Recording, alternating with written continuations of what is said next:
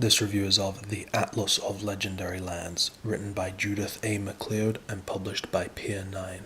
First of all, I just want to point out on this dust jacket, it has French folds, and I love it when dust jackets have French folds because it just reinforces them and stops them from getting damaged.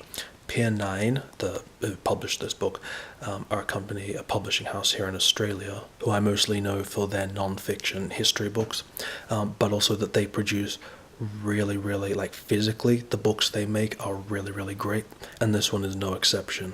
So as you might expect, this book is just a look at legendary and mythological lands, things like El Dorado, the Fountain of Youth, California as a place where with griffin riding Amazons, Camelot, things like that. Now, to be perfectly honest and upfront, I didn't actually find this book to be too enjoyable, mostly because it really wasn't what I was expecting, which is not to say it's a bad book, not at all.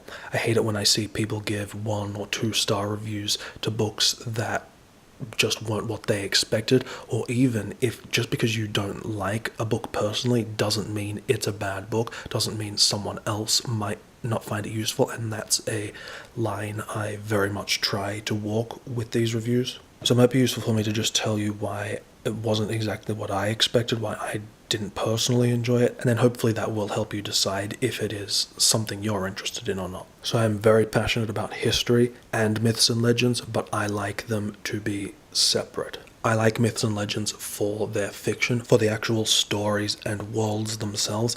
Now, I know plenty of people enjoy the sort of non-fiction look at myths and legends, things like, was there a real King Arthur? What was the sort of historical accuracy of the Trojan War? Things of comparative mythology, like how a god from one culture might just be a reworking of a figure from another. And if that's the sort of thing you enjoy, then that is more than cool. But personally, I don't really like analyzing the myths and legends from sort of a historical perspective. I like just treating them as stories and fiction. And so this book is very much approaching the look at these legendary lands through a historical and analytical lens, rather than focusing on the stories or explaining the world and the mythology. It's more concerned with, where do these legendary lands fit within a historical framework? Where did the ideas of these lands come from? What texts, what ancient historical sources first wrote about these lands? Did these lands actually exist? What might they have been mistaking them for? Things like that. So, like, just say, for instance, Camelot, because that's something everybody knows, obviously. It gives you a very quick and concise overview of the larger story of the Arthurian legends, and then how Camelot plays into that. But then the focus switches to, was Camelot a real place? Which scholars and storytellers are writing about Camelot when? What do they say about it, what they might be confusing it with, and how that compares to any sort of actual historical exploration of the lands. The text is very readable. You don't need to be any sort of expert or have any real prior knowledge. You can really come to this as a layman and find out a lot of really interesting stuff. For the scholar, however, it's probably not as useful. It doesn't offer a whole lot of depth.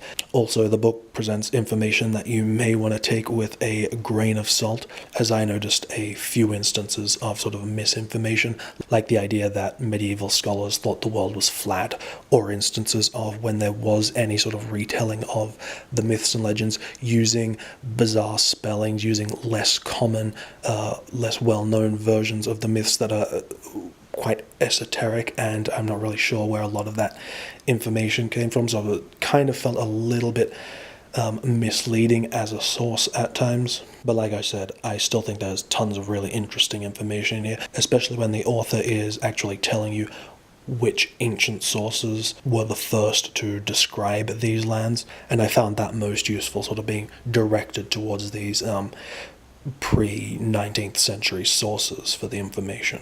Another major point of dissatisfaction with the book was the actual number of legendary lands this book covers is surprisingly small when you look at what a thick book it is. Additionally, there may be 24 lands it actually covers, it doesn't really cover in a lot of depth at all. The information on each of them is sort of over and done in only a few pages. And so I was pretty surprised and disappointed that the book doesn't really cast a net that is wide or deep. A lot of the pages are dedicated to things that are not strictly related to the legends. Like, for example, the first 100 pages are really just on cartography and the ancients' view of the world, which again is very interesting stuff, but not necessarily what I was expecting from this book. Also, there's a fair bit of focus on places that actually exist, like Australia, which, you know, even though for a long time it was very much shrouded in mystery and speculation, I'm not really sure that I would call it a sort of legendary land. It's not really one of the fabled kingdoms or lost lands of myth and legend. I think the thing that I liked most about the book was, like a lot of Pier 9 books I have, the presentation. Both the actual like physical book itself feels great to read, but also the visual presentation is really, really nice. You can see the sort of like discolored pages and the graphic design elements, really nice, big, large pictures. The actual images themselves were not really things I like. It's mostly art from sort of medieval times up to the Age of Exploration, which is not an art style I particularly enjoy, but again, if you do, then the actual images in here are really, really great, particularly a lot of the ancient maps. I think the maps and the artwork from the time really help get you in the mindset of the people who were creating these worlds. So yeah, ultimately not a book I'm ever going to read again, but hopefully this look through the book and the discussion of its contents will help you make a more informed decision if this is something that you will enjoy.